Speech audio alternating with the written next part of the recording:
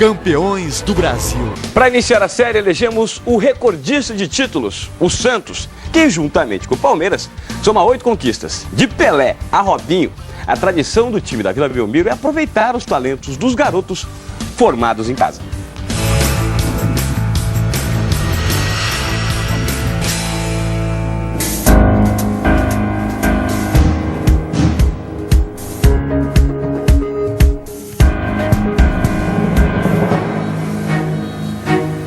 Mais do que uma jogada, o símbolo do ressurgimento de um grande.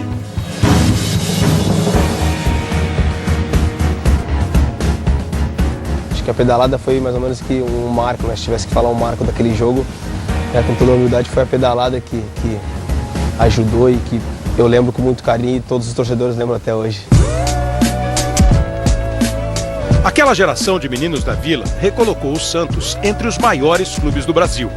Um grupo que surgiu quase que por acaso. O Santos sem dinheiro. E eu chegando, não sabendo o que fazer a princípio. Mas a fatalidade às vezes ajuda. Apostamos na garotada.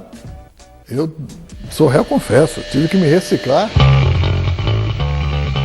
O primeiro teste foi um amistoso contra o Corinthians. Eu comecei a ficar entusiasmado com aqueles moleques, sabe? Eu falei, vou arriscar. Como eu tinha muita amizade com o Parreira era treinador de um Corinthians todo cheio de pompa, merecidamente com os craques que tinha, falei, Parreira, vamos marcar um amistoso? Eu, pô, Leão, não tem problema, vamos marcar, o time é pequeno, tal, os garotos novos, mas vamos marcar, que eu tô achando que o meu time tá ficando bom no treino, eu queria ver se ele era bom no jogo. Aí falei pro diretor do futebol, o Zito, o Zito, você é louco, você tá maluco. Nós vamos tomar uma goleada, como é que nós vamos começar o campeonato? Esses meninos começaram a jogar, aí o Corinthians começou a bater, esses moleques começaram a jogar, ganhamos de 3. O Zito entrou no vestiário, você é um louco com sorte. Falei, ótimo, vamos continuar com essa sorte. Robinho e Diego eram os caras daquele time. Vocês já estudaram juntos? Estiveram com o mesmo... Estudamos junto. Não, a gente ia pra escola.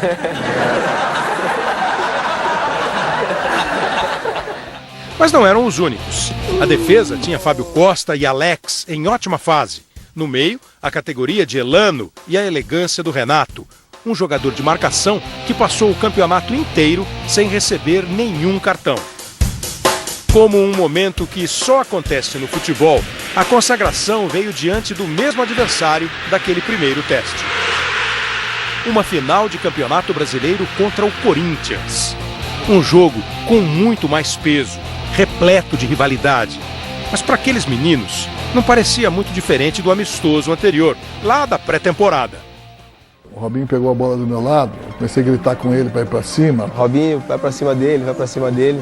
Vai para cima, entrou na área, vai para cima, entrou na área. Ele foi para cima, entrou na área e foi pênalti. Partiu Robinho, encara a marcação, sambou para lá, sambou para cá, botou na frente a pênalti. E quem vai tirar a bola dele? Pegou a bola, você tem que deixar bater. É a confiança do menino.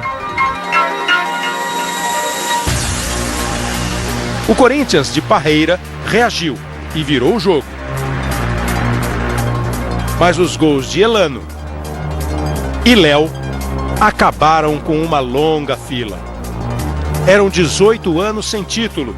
O último tinha sido o do Campeonato Paulista em 1984. Era ótimo ganhar do Palmeiras, do São Paulo, do Vasco, do Flamengo. Mas ganhar do Corinthians sempre teve um gostinho extremamente especial. O Santos campeão tinha voltado.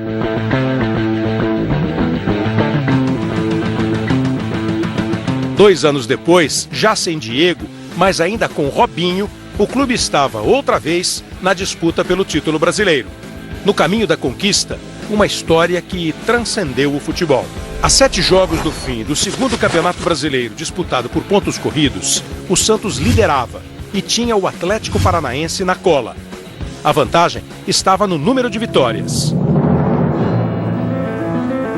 Com o time já concentrado para a partida contra o Criciúma em Santa Catarina, uma notícia bombástica atingiu em cheio a principal estrela do Santos. Tive uma movimentação estranha dos segurança. Falei, o que aconteceu? Sequestraram a mãe do Robinho. Falei, o quê? Naquela tarde, em clima trágico, o time não passou de um empate e viu o Atlético Paranaense vencer o Fluminense e abrir 2 pontos de vantagem. O Washington dominou, girou por cobertura. Que golaço! O da virada nos acréscimos. O Atlético Paranaense marcou o gol de número 75 no Campeonato Brasileiro. O Santos seguiu sem Robinho e passou a perseguir o rival. A liderança dos paranaenses durou até a penúltima rodada, quando o Atlético perdeu para o Vasco. Aberta a contagem em São Januário. Vasco 1, Atlético do Paraná 0. E os meninos da Vila bateram o São Caetano. Pra tirar da gente vai ser difícil pra caramba, amigo. A uma rodada do fim do campeonato, o que faltava mesmo era a boa notícia. E enfim, ela veio. Depois de rever a mãe, o jogador Robinho falou. Estava feliz e aliviado.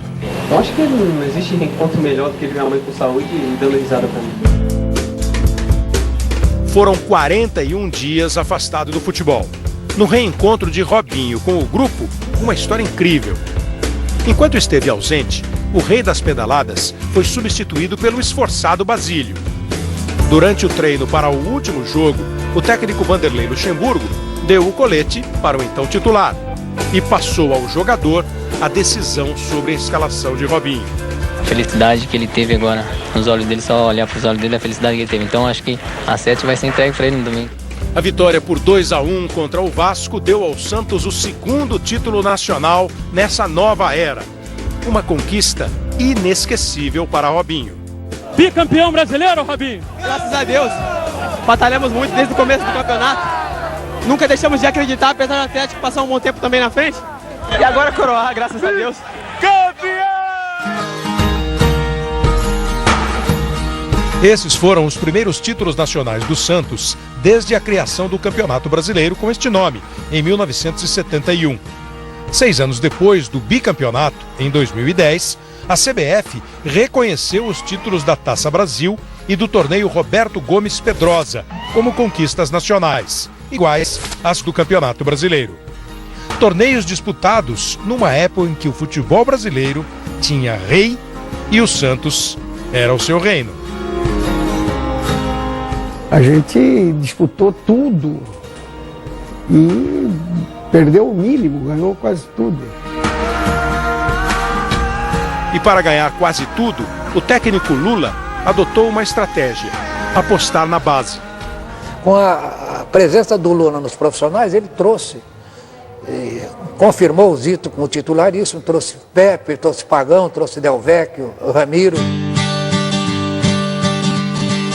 Entre 1961 e 1965, foram 5 títulos consecutivos da Taça Brasil, uma competição nacional entre clubes, com um formato curto e regionalizado, devido às dificuldades de transporte da época. Só os campeões estaduais participavam, e os times mais fortes, como o Santos, disputavam apenas as fases finais. Em 61, por exemplo, o Santos de Pelé entrou na semifinal e não deu chances a ninguém. Fez 5 jogos e tornou-se campeão em cima do Bahia. A final mais marcante foi em 1962, contra o Botafogo de Garrincha.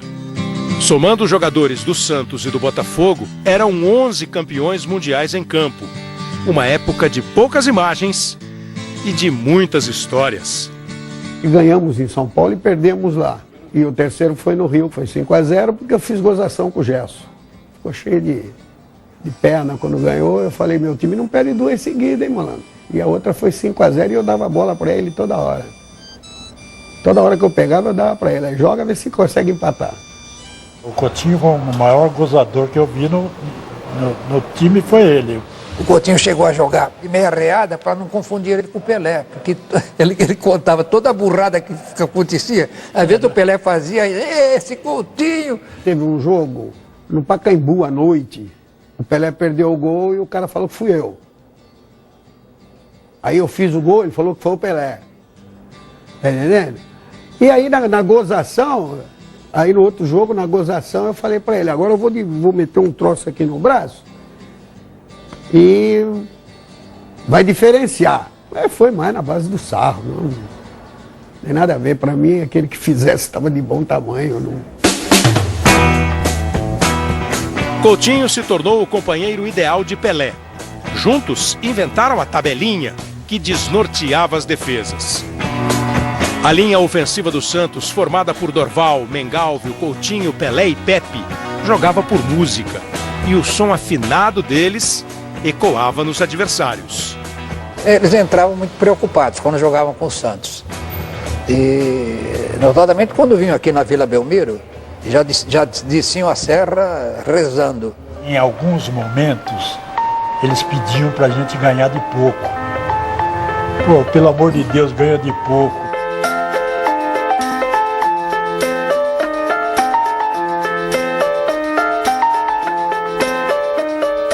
Era um ataque completo, mágico. Reunia a técnica de Pelé e Coutinho com a pontaria e potência do chute de Pepe, o canhão da Vila. Roberto Carlos, lateral esquerdo, chegou a 109 por hora, 109 km por hora. A minha bola saía com 122. Outro dia eu encontrei o Canarinho, que era o goleiro do 15 de Piracicaba na minha época, e eu perguntei para ele, Canarinho, quando batia pênalti, eu só chutava na mão esquerda do goleiro, canto esquerdo do goleiro. Por que você pulava do lado direito? Toda vez você pulava do lado direito. Ele falou, pô, é para não levar bolada, né? O ataque avassalador do Santos fez 15 gols em 4 jogos na Taça Brasil de 63. Na final, venceu o Bahia com 8 gols nos 2 jogos decisivos. No ano seguinte, novo show. 20 gols em 6 partidas. E na decisão, outro nocaute. 4-1 em cima do Flamengo. E era um futebol muito vertical, muito ofensivo, né? Perdia-se pouco tempo. Logo recuperava a bola, saía para o ataque para definir e definia. A defesa do maior Santos da era Pelé também tinha muito valor. Gilmar, Lima, Mauro, Calvé, Dalmo e Zito, o grande capitão e líder do time. Às vezes estava ganhando com alguns gols já, e eles se acomodavam, então eu apertava eles bastante. Em 65, a decisão foi com o Vasco. 5-1 no primeiro jogo, 1-0 no segundo. Com 5 títulos consecutivos, o Santos voltaria a comemorar um novo campeonato brasileiro em 1968, após vencer o torneio Roberto Gomes Pedrosa, o Robertão.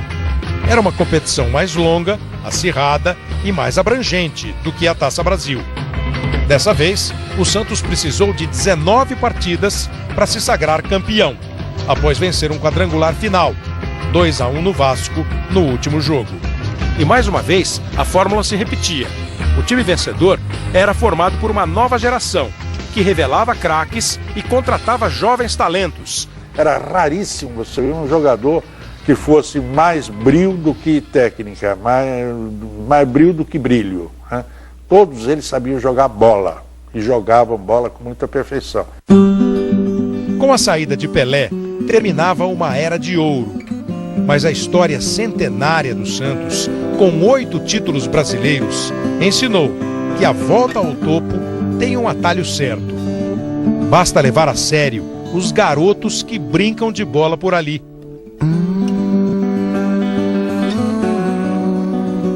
O Santos sabe que uma grande final começa na brincadeira da molecada.